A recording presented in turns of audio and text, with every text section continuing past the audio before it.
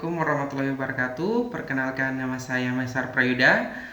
Saya dari kelas kerjasama RPL tahun 2023 dengan NIM R0112311114. Kali ini kita akan membahas tentang ventilasi mekanik.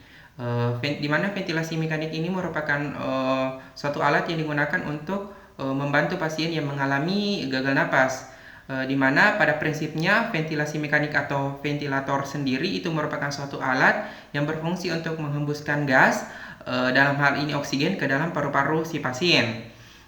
Prinsipnya pada dasarnya ventilator ini bersifat untuk memperkuat otot pernapasan sehingga otot pernapasan ini menjadi lebih adekuat. Adapun beberapa indikasi dalam penggunaan ventilator atau ventilasi mekanik, yang pertama itu adalah pasien dengan gagal napas. Pasien dengan gagal napas itu kriterianya antara lain respirasi rate-nya itu kurang dari 5 atau lebih dari 35 kali per menit. Kemudian saturasi oksigennya itu kurang dari 90% atau PaO2-nya itu kurang dari 60 mm hidrogerum atau ditandai dengan pasien hipoksemia. Kemudian PCO2-nya itu lebih dari 55 mm hidrogerum atau pasien ditandai dengan hiperkapnia. Kemudian ada indikasi penurunan kesadaran dengan GCS kurang dari 8, kemudian volume tidalnya itu kurang dari 5 ml per kilogram. Kemudian ada kondisi pasien pasca operasi mayor dengan pasien pasca henti jantung. Adapun beberapa parameter dalam penggunaan ventilasi mekanik atau ventilator sendiri, yang pertama adalah volume tidal.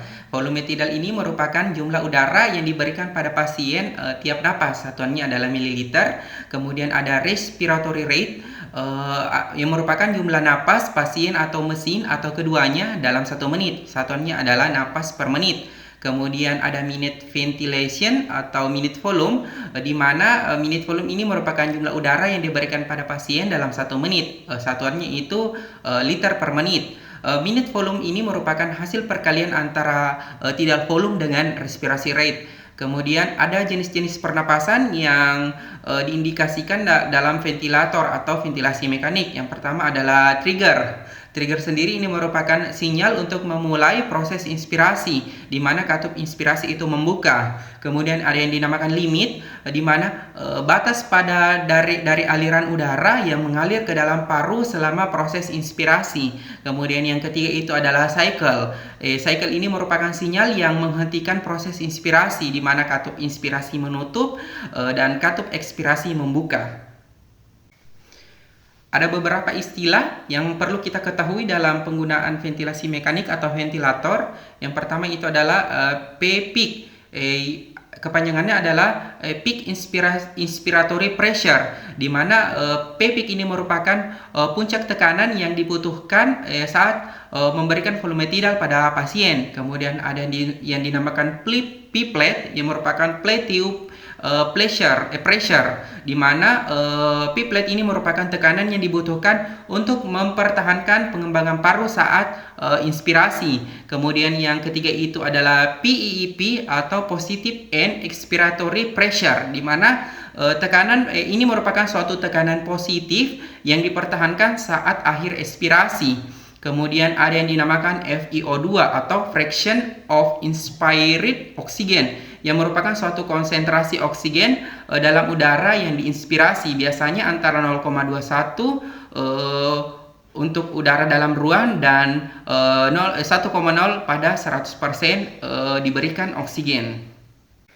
Kemudian selanjutnya kita akan mengetahui beberapa setting ventilator, di mana setting ventilator pada dasarnya terbagi atas 4 mode. Yang pertama itu volume control, kemudian kedua itu pressure control, yang ketiga synchronized intermittent mandatory ventilasi atau disingkat dengan SIMV, dan yang terakhir itu adalah pressure support. Yang pertama itu volume control. Pada mode ini ventilator akan mengalirkan udara bila mendapatkan trigger dengan target volume inspirasi berakhir. Bila volume tidal itu tercapai, pasien akan bernapas minimal dengan respirasi rate yang diatur. Setiap napas akan memiliki volume tidal yang sama. Pada mode volume control ini, yang akan kita atur adalah volume tidal, respirasi rate, FiO2 dan PEEP. Mode ini biasanya untuk keadaan di mana pasien itu tidak ada usaha napas, tidak ada gangguan atau kelainan pada paru-paru, kemudian pasien dengan indikasi penggunaan ventilator jangka pendek, dan pasien dengan usia produktif. Kemudian yang kedua itu adalah pressure control, di mana pada mode ini ventilator akan mengalirkan udara bila mendapatkan trigger dengan target tekanan atau pressure inspirasi berakhir bila waktu inspirasi tercukupi, di mana pasien akan bernapas minimal dengan respirasi rate yang diatur. Setiap napas akan memiliki pressure inspirasi yang sama. Volume tidal akan bervariasi tergantung tahanan jalan napas atau compliance paru yang dimiliki. Kemudian yang akan kita atur dalam mode ini, yang pertama itu adalah frekuensi napas, yang kedua itu pressure inspirate, yang ketiga itu respirasi rate, yang keempat itu FiO2, dan yang terakhir itu adalah PEP.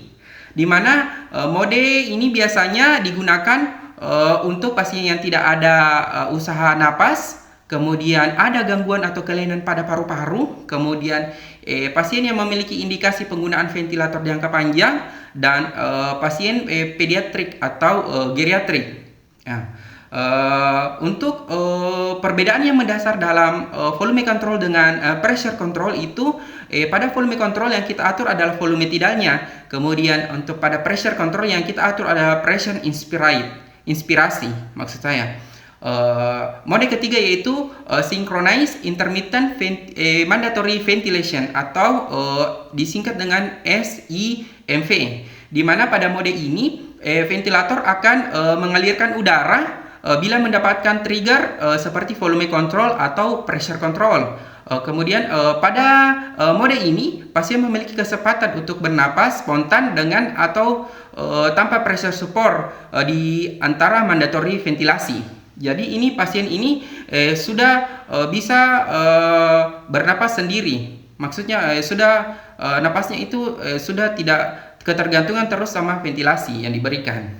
Yang keempat itu adalah pressure support, di mana pada mode ini kita harus meyakini bahwasanya upaya napas dari si pasien ini sudah adekuat atau cukup, di mana semua napas itu di-trigger dari pasien itu sendiri. Aliran udara yang diberikan dengan target tekanan setiap inspirasi itu diakhiri dengan nilai flow inspirasi cycle off, kemudian volume tidal, inspirasi dan respirasi rate-nya itu ditentukan oleh pasiennya sendiri. Jadi untuk pressure support ini adalah pasien yang akan melakukan penyapihan ventilator. Kemudian yang perlu kita ketahui juga ada beberapa nilai normal dalam menentukan parameter dalam pemasangan ventilasi ini.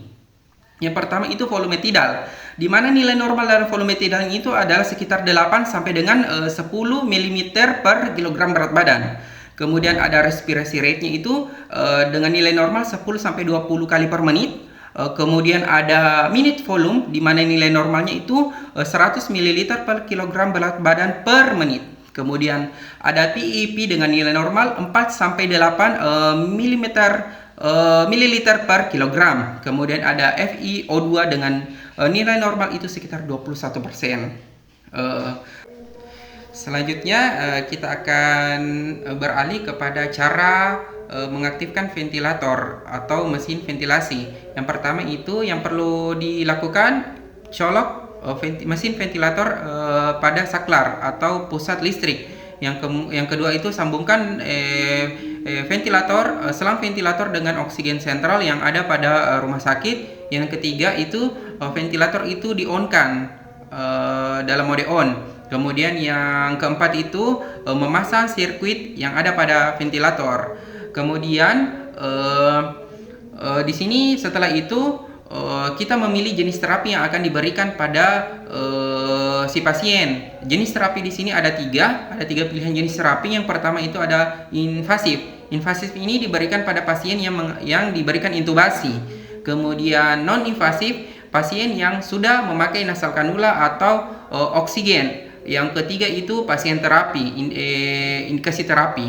Kemudian selanjutnya adalah melakukan setting ventilasi berdasarkan mode-mode ventilasi yang telah tadi saya paparkan. Kemudian yang perlu diketahui dalam melakukan setting ventilasi ini, kita harus mengetahui beberapa nilai normal yang telah tadi saya paparkan dalam penggunaan ventilasi. Kemudian setelah itu pemantauan ventilasi itu dipantau secara ketat oleh petugas tenaga kesehatan atau profesional pemberian asuhan keperawatan. Mungkin cukup sekian, semoga bermanfaat. Lebih kurangnya mohon dimaafkan. Wassalamualaikum warahmatullahi wabarakatuh.